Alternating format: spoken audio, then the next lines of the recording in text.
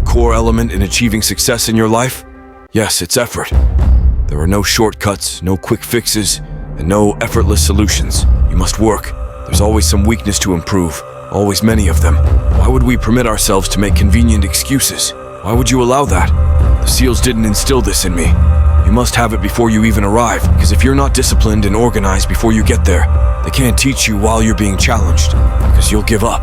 Essentially for me, if you truly want to stand out among the best people in the world, you can't give yourself an escape. An ordinary person can stay focused for a year, and then falter. That's common. It's the extraordinary person who has endurance. You rarely hear about someone who hasn't slipped up for 6 years. That's how you distinguish yourself. To differentiate yourself, you can't allow yourself to say, "Oh man, for some reason I slacked off for a week and now I can't get back on track." You have to decide that you don't want to be that person anymore. To distinguish yourself from everyone else, that's what most people do. Most people can't say, "I'm not skipping today no matter what." Because if I skip today, I'll skip tomorrow. And I know myself well enough to know that. So come hell or high water, I'm going to get it done. You need to adopt the mindset that it bothers you if you don't do it. Some people quit drinking, quit doing drugs, quit losing their temper. I've heard from many different people who have implemented changes in their lives. So many letters, messages, and notes. I want you to know that these people aren't elite special operations warriors. It's not who they are. They aren't a bunch of top-level athletes or highly screened and highly trained individuals. They're just normal people, really. But they're normal people who knew they needed to make a change, and they decided to make that change. And then they made it. That's what I do. And that's what you can do too if you have something to change. If you want to change something, change it. When the moment arrives that you need to intensify your efforts and push harder on your journey, it's precisely when things are falling apart. That's when you need to dig deeper and embrace the challenge.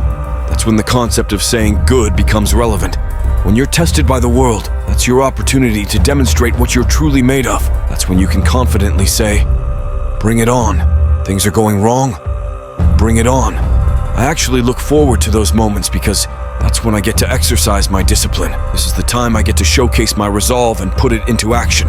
It's the moment I've been preparing for. Let's be honest, if everything were easy, I could just relax and coast, right? That's what could happen when everything is going smoothly. I don't recommend slacking off when things are going well. In fact, I suggest going even harder when things are going right. But when everything is going wrong, that's when you need to push even harder. So, if everything is falling apart, it doesn't matter. I'm committed to staying on the path, the challenging path, to rectify my situation. Aside from death, all failure is psychological. Think about that. All failure, other than death, is psychological. Reflect on it.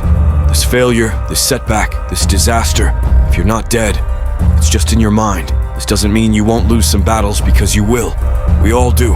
But it means that as long as you don't surrender, as long as you don't give up, you haven't truly failed. It just means you've made a temporary tactical retreat. You've taken a brief step back to regroup and launch a stronger attack. So, in my view, if you get beaten, but you're still alive, you are not defeated. You haven't failed. What you've done is you've learned. You've gained experience. You're still here with more opportunities ahead.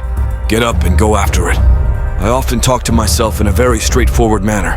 There are many things I'm not great at, and if you don't have that self-awareness, you need to develop it. For me, when I tell people I know I'm unique, it's because I'm aware that not many people are doing what I'm doing. It's not about arrogance. It's because I set out to achieve this. I aim to be extraordinary.